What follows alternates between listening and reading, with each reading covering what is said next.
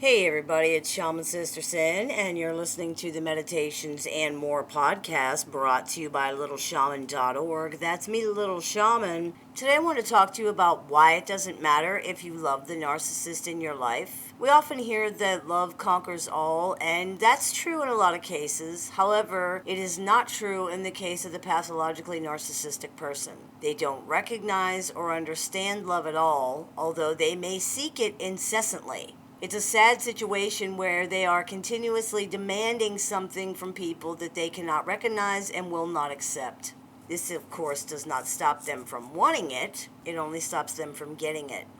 Narcissists do want love. They demand love, in fact, and they punish people they don't feel are giving it to them. They believe they have been shortchanged by life or that they are superior, and therefore everyone needs to recognize their status as a victim or a superior being by showing them all-encompassing unconditional love, forgiveness, and compassion.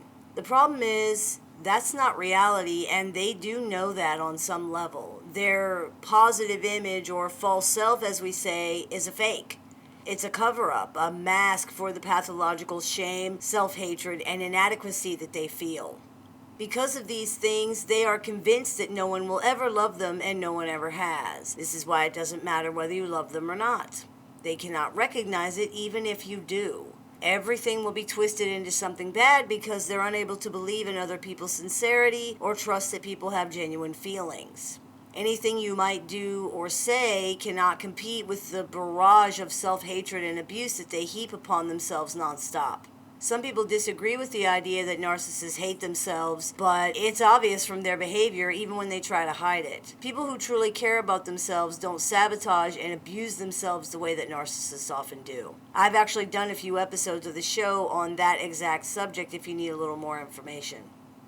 The exception to this rule would be psychopaths who don't usually seem to suffer from the same type of delusional self-hatred that other types of narcissists do. On the contrary, psychopaths seem to have no feelings at all, even for themselves.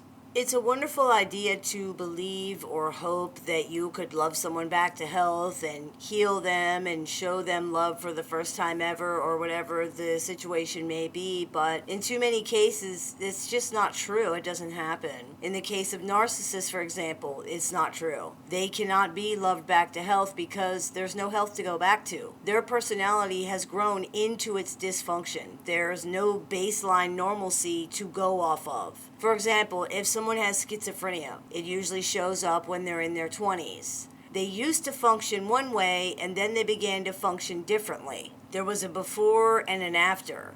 With narcissistic people, this is their normal. There is no before and after. There's no other way that they've ever been. Breaking through something like that is much more difficult. How can someone see there's a problem if they've never been any different? How can you make someone understand that the way they are literally perceiving things is wrong? When something is affecting someone's perception, explaining to them is pointless. The reason you're having to explain it to them is exactly the same reason they can't see the problem. It would be like if you were describing a painting to a blind man because he can't see it, and he's telling you that he can't understand what you're describing because he can't see it, and you just keep saying, "It's right here, look at how the artist did this." Well, he can't.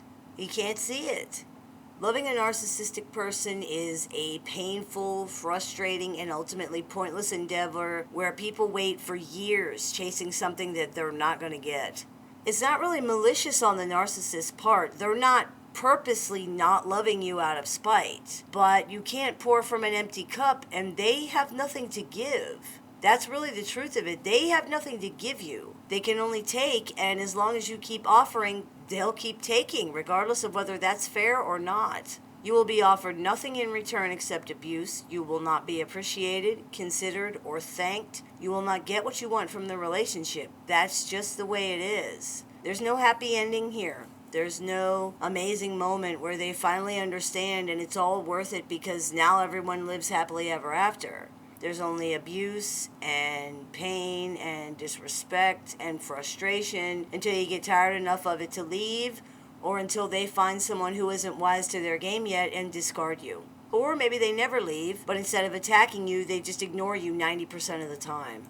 You can love a narcissist if you wish, and you can pursue a relationship with a narcissist if you wish, but expecting your love and sacrifice to pay off in the end is unrealistic. It does not matter to them. It has not mattered to them yet, and it likely never will. They don't even notice it. The only thing that matters to pathologically narcissistic people is getting their needs met, and since they have no idea what their needs even are, realistically, or how to achieve any of this, there's almost zero chance of that ever happening. Because of this, everyone that comes into their lives will be a bitter disappointment to them. Everyone who tries to love them will fail them. Not because they're failures, but because the narcissist believes other people are responsible for holding their broken pieces together. This is impossible, and when people cannot perform the miracle of making the narcissist into who they want to be, they are hated.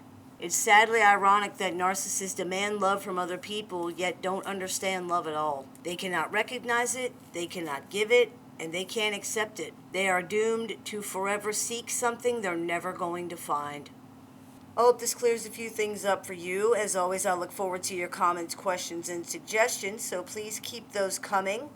You've been listening to the Meditations and More podcast brought to you by littleshaman.org. That's me, Little Shaman. May the Great Spirit bless you and have a wonderful day.